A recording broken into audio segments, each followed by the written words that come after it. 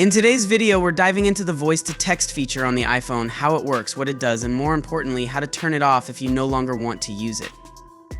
So let's get started. So first, what exactly is voice-to-text? It's a feature built into your iPhone that lets you speak into the microphone and have your words converted into text. It's not the same as sending a voice message. The person you're texting will only see typed words, not hear your voice. It's fast, it's convenient, and it can be super helpful when you're on the go.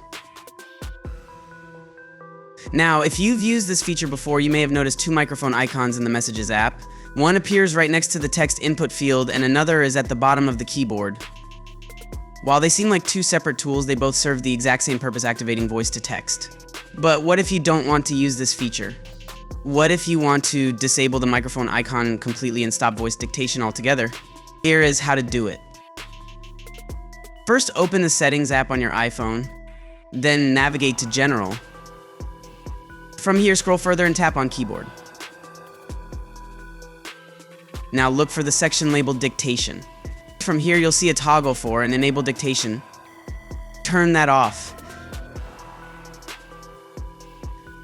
That's it. Now when you go back to Messages or any app that uses the keyboard, you'll notice the microphone icons are gone. The voice-to-text feature has been fully disabled. But don't worry, this only turns off dictation. You can still send voice messages through iMessage app. So that's how you can disable voice-to-text on your iPhone while keeping the ability to send voice messages if you need to. If you found this video helpful, give it a thumbs up, and don't forget to subscribe to the channel and hit the notification bell so you never miss out on more tips and tricks. Thanks for watching, and I'll see you in the next video.